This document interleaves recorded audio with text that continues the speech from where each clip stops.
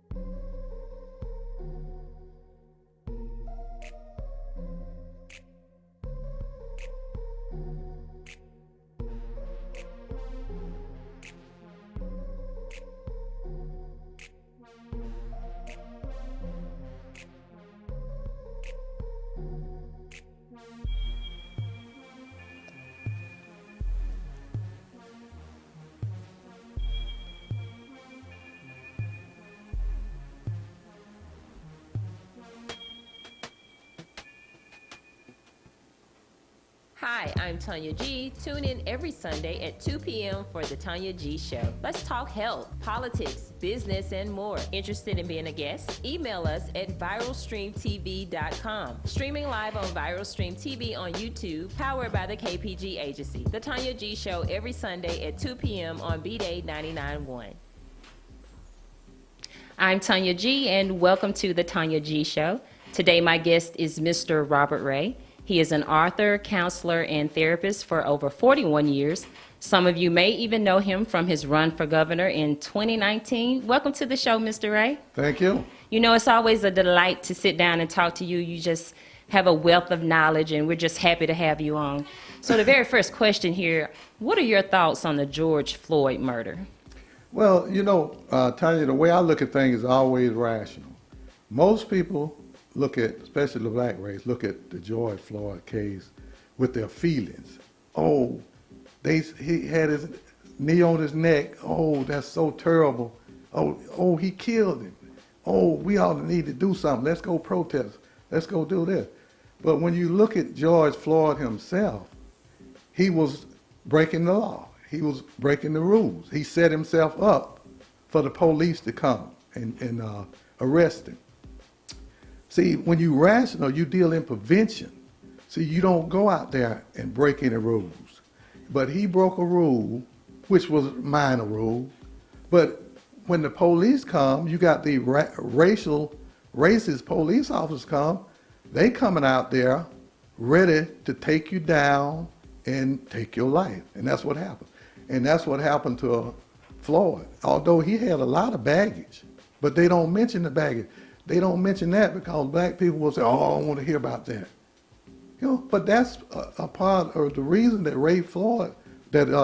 Floyd was in his predicament that he was in, is because of his behavior, his destructive behavior at that. And that's the way, you know, rational people look at it. I understand. So I follow you on Facebook, and there was a post from the other 98% on Facebook, and they posted some statistics about different countries and their police training.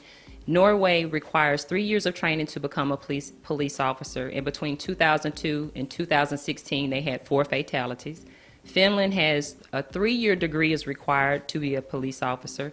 9 people were killed by police between 2018 and 2018.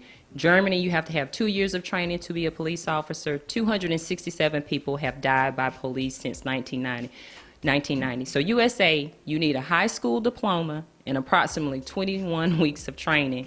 1,000 people were killed alone in 2019. Why are we not getting the training that the police officers need? The reason is that they don't care what kind of training they have. All they want them to do is be out there on the street with a uniform on and a gun on their side and do whatever it takes is necessary to try to protect and serve. These other countries, all white, all in harmony together, and they don't even need that much training that they have. That training should be over here. The reason that our training is so bad is because we got a melting pot. We got all races of people over here.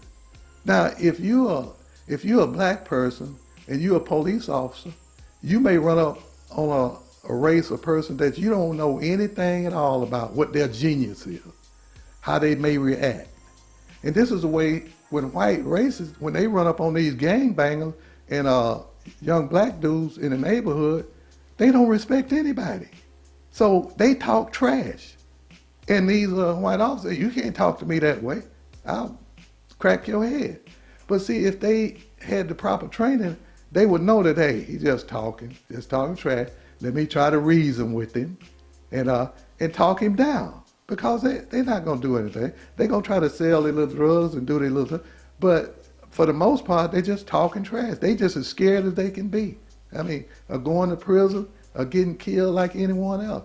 But we don't have that type of training. And that's why my training, my systemic racism prevention and recovery training for police officers and sheriffs, is what's needed. But they rejected it. We're going to talk about your training here in just a minute, Mr. Ray.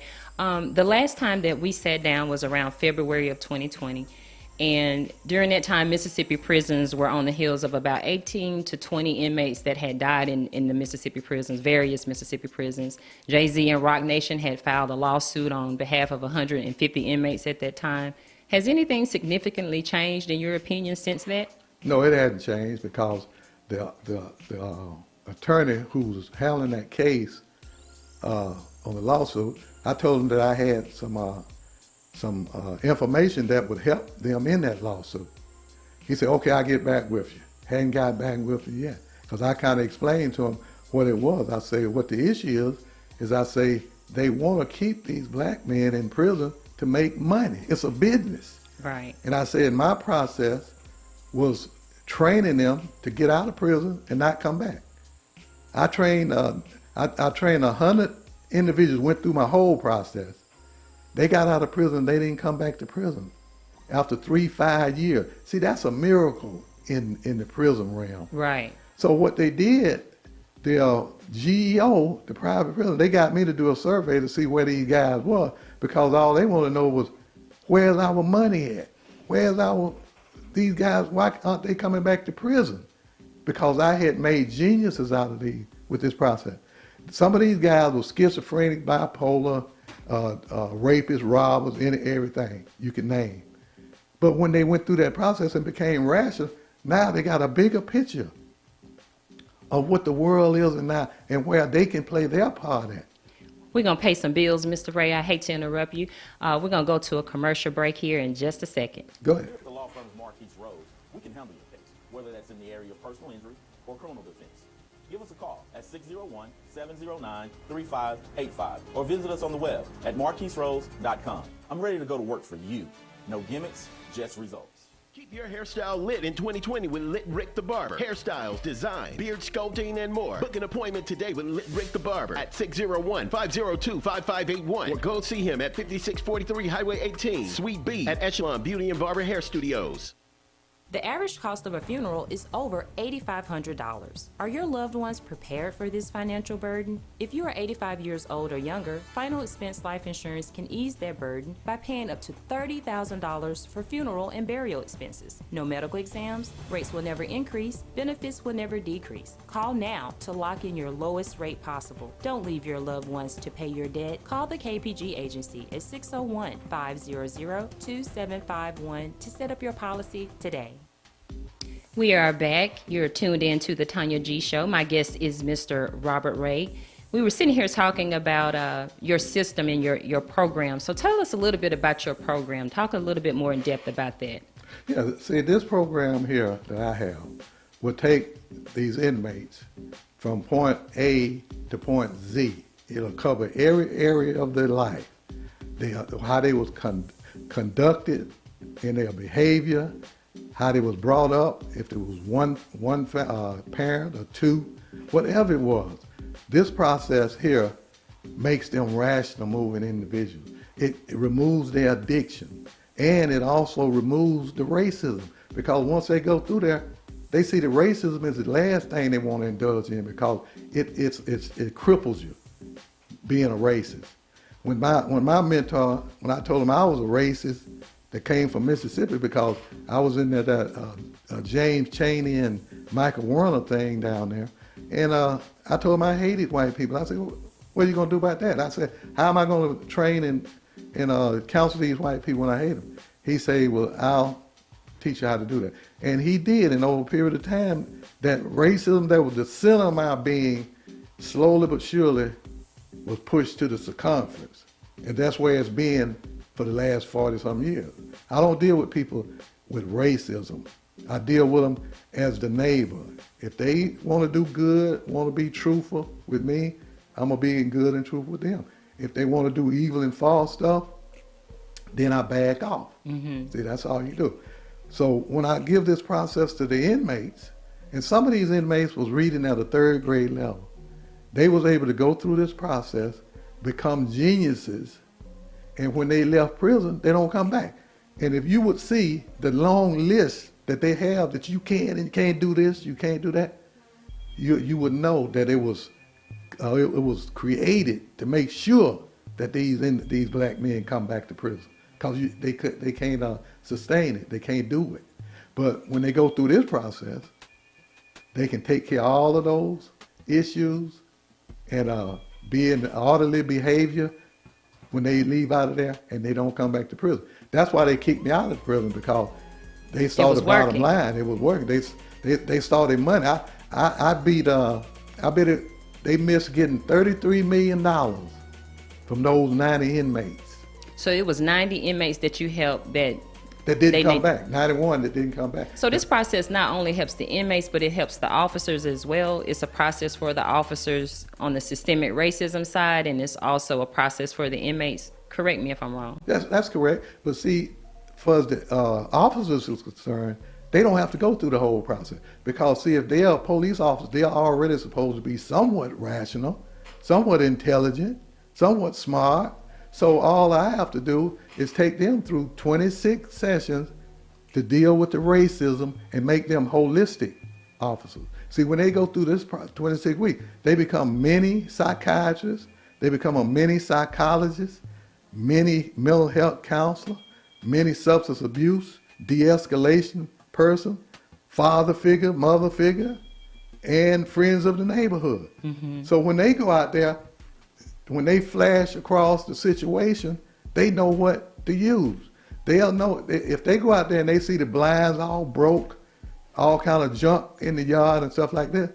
See, they know right away that there's some dysfunctional here. Mm-hmm. So they'll know how to deal with it. They'll know how to deal with it more, because now they've got a cue as to what I may have to use psychology here, or it might be psychiatry here versus force and violence. Yeah, Gotcha. Exactly. So you want to try to quell anything that's going to turn into a worst case scenario. Right. See, mental health situation, everybody's on the same mental health continuum from 1 to 10. Mm-hmm.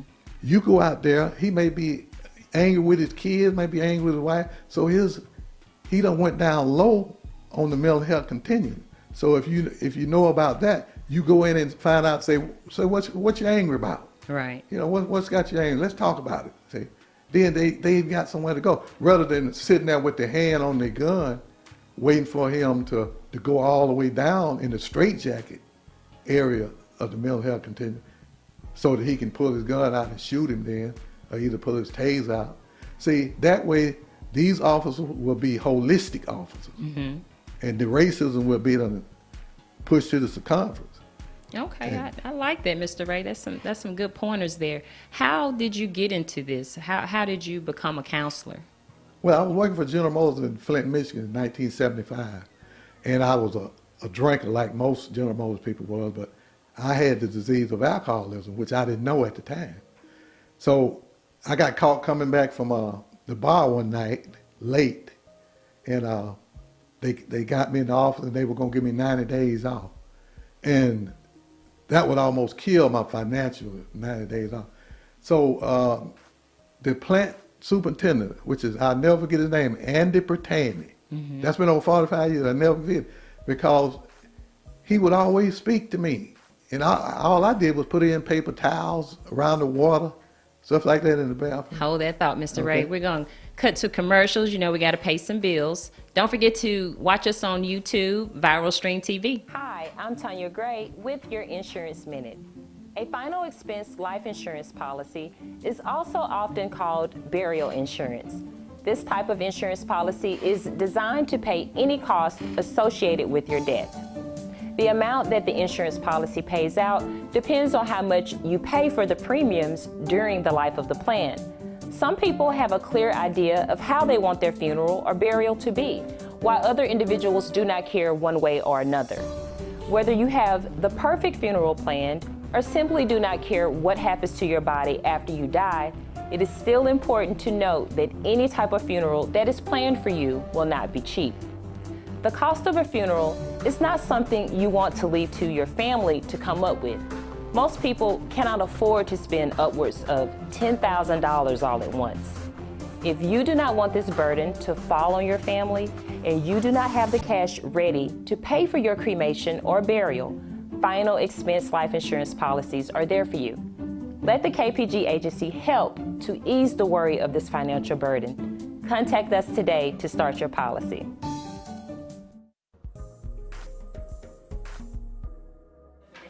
Okay, we are back on the Tonya G Show. My guest here is Mr. Robert Ray. You were saying how you got into counseling, Mr. Ray. Continue with that. And so that particular night, Andy Pertany came back down to the shop, and he saw me in there, so he called me down to his office. He said, Robert, most of the time you get in trouble, you've been drinking. I said, well, yeah. He said, well, I tell you what, I'm going to send you down to Flint, to Insight. That was the name of this treatment facility. And you go down there, and I'll let you come back to work in 2 weeks. So that just shot my excitement and happiness back up. And I did go down there, and I went in there the first day I was there. They had a session going about the symptoms and phases of the disease of alcoholism. Mm-hmm. And I kept looking around as the film was going on. I said, how did they find out about me? Because they were talking exactly what that experience was on there. I was experiencing that. Loss of control, all of this, increase in tolerance. You need more alcohol to get your effect and stuff like that. So Ron Cornwell, who created this process, and he became my counselor and therapist. And then about halfway through there, he said, Rob, why don't you become he called me Bob. He said, Bob, why don't you become a counselor? I said, no. I said, I couldn't become a counselor. I said, I just can't speak English. He said, I'll teach you all that. And he did. And I became a counselor, and I became his protege. And then I went to his training, and I was trained to reproduce this process.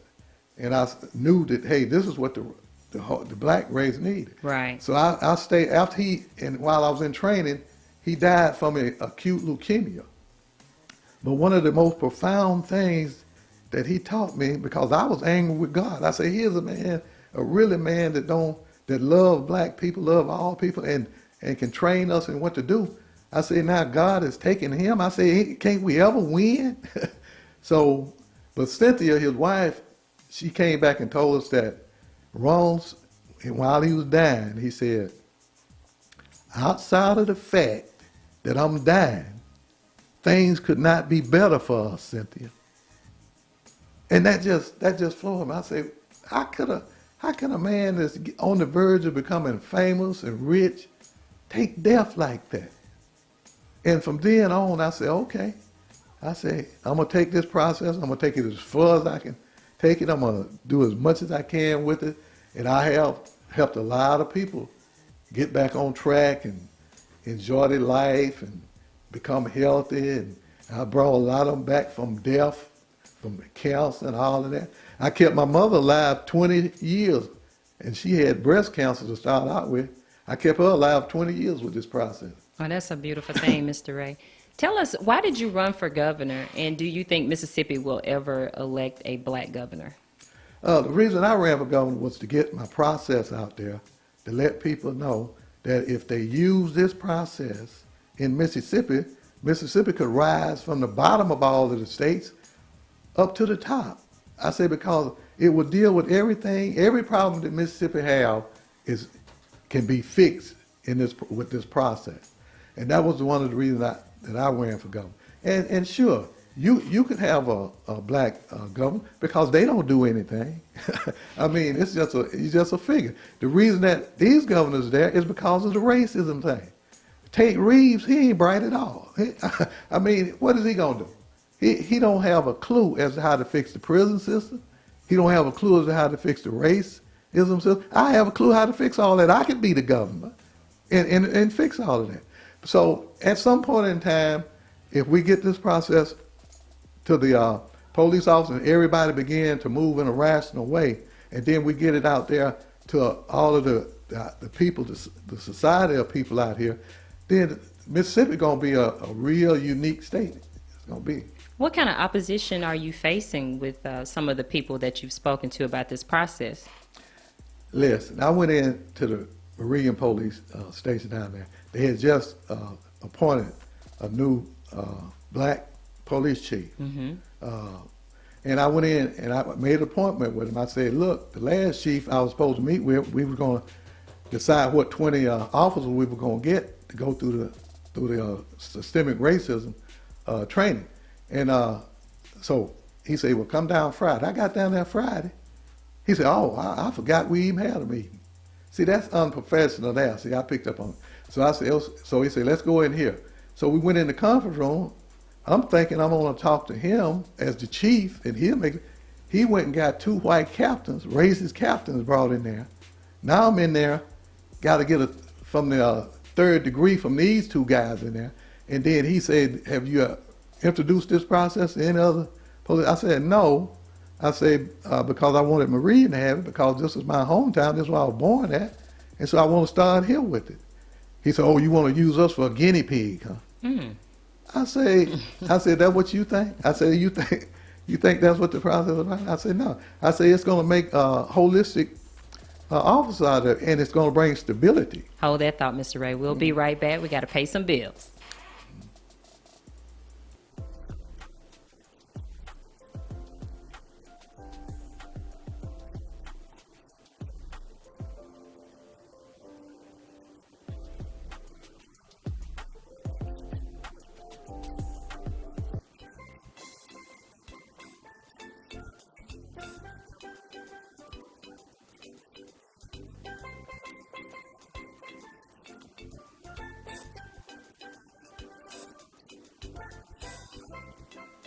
The average cost of a funeral is over $8,500. Are your loved ones prepared for this financial burden? If you are 85 years old or younger, Final Expense Life Insurance can ease that burden by paying up to $30,000 for funeral and burial expenses. No medical exams, rates will never increase, benefits will never decrease. Call now to lock in your lowest rate possible. Don't leave your loved ones to pay your debt. Call the KPG agency at 601-500-2751 to set up your policy today.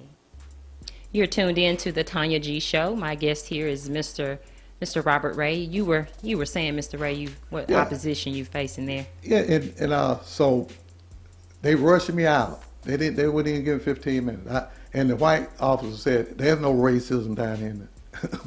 So I kind of chuckle on that. I say, look, Mississippi could be the poster child for racism down here. So they got up and grabbed my stuff and said, we got to go meet with the mayor. So they rushed me on out, So on my way out, I told the black young police chief, I say, look, you need to be your own authority when it comes to this. I say, you're supposed to be the chief. I say, you don't have to listen to them. They have to listen to you. Mm. So he just looked at me. He didn't say anything. Mm. So he ain't gotten back with me. They were supposed to get back with me. That's been 2 weeks ago. But we're not going to give up. You're not going to give up on that. And then I called Chief Davis over here in Jackson and introduced him and told him what it was about. He said they can't use it. And I talked to Vance, Sheriff Vance. He said, he called me back. He said, no, we can't use it. But, yeah, they can use it. They won't use it, exactly. is what he's saying. And how you could be a black chief of police or a black sheriff and didn't think you need to have racism, holistic training for your officers, that means that your motive, you have an ulterior motive for being the chief.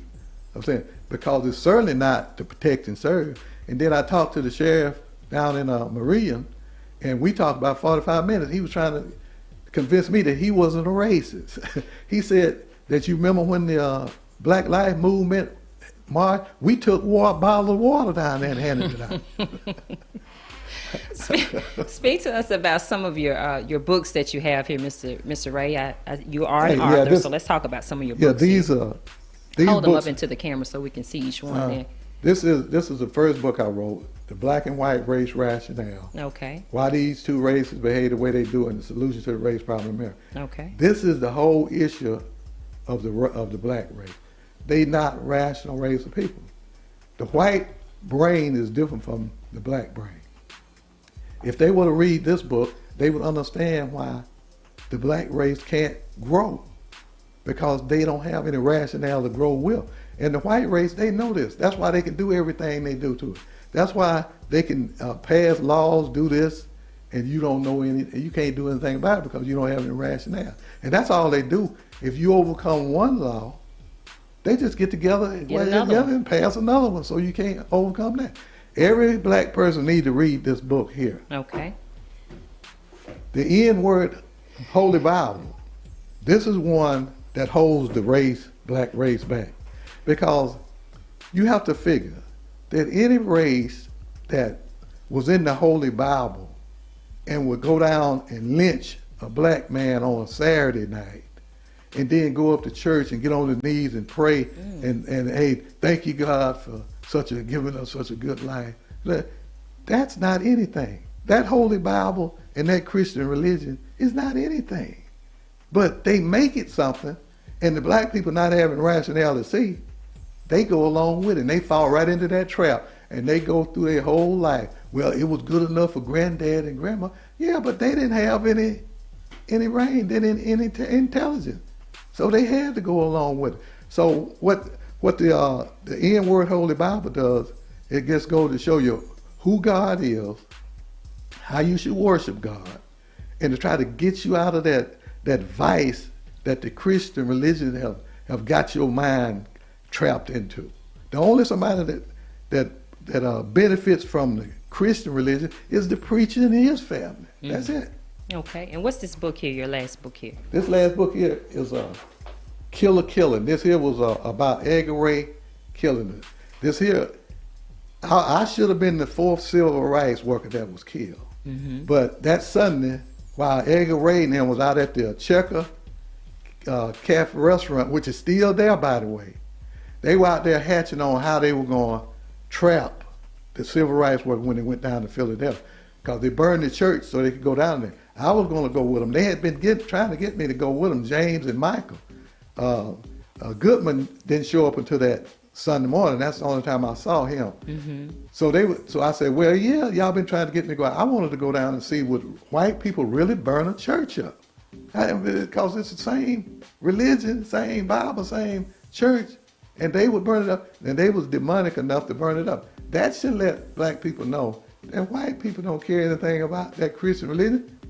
All they wanted for is to hold you back, is to make you think that your reward is going to be in heaven. They getting all the material stuff and all of the riches down here in the world. They want you to wait until you die. Until you get your reward. To get your reward. See, that's irrationality that they running on you, but you live. So what happened is that that particular morning, John Berto, who opened the first black cabs taxi stand in Maria, he came by the house and said, I need you this morning. The lady's not going to be able to make the work. That's the only thing that saved me from going. Because you would have been on that. I would have been down there with him. I'd have been in the car with him. It would have been 4 of us. Wow. So after they didn't come back, I knew what had happened to them, because I knew all of the places. I used to go to Philadelphia. I'm going to interrupt you for just a second, Okay. Mr. Ray. We're going to pay some bills, and we'll be right back after this commercial break.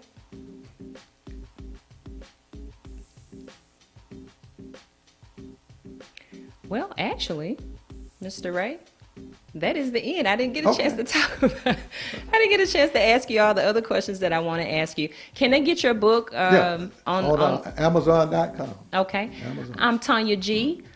We'd like to thank our guest, Mr. Ray, for being here today. We've learned a lot from you. I'd like to give a shout out to Donovan Scott for providing the track for our music here. You can catch him at D Scott for Real Music. That's the number 4, D Scott for Real Music. You can also contact Mr. Ray at Facebook. Put in your search engine Robert J. Ray for Governor of Mississippi, or you can email him at robertray@comcast.net. We'll see you next time on the Tonya G Show. Thank you so much for tuning in. Bob knows it's never too early for a final expense policy to protect his son. Sue made sure that all their final expense policies are in place. Helen's final expense policy guarantees she won't be a burden to her daughter. Jane's mother's final expense policy covered her final arrangements and so much more. Your final expense policy can cover funeral services, medical bills, debt, and provide cash security. And there are no medical exams required. Call the KPG agency at 601-500-2751 plan to set up your policy today. Hi, I'm Tonya G. Tune in every Sunday at 2 p.m. for the Tonya G Show. Let's talk health, politics, business, and more. Interested in being a guest? Email us at viralstreamtv.com. Streaming live on Viral Stream TV on YouTube, powered by the KPG Agency. The Tonya G Show every Sunday at 2 p.m. on Bday 99.1.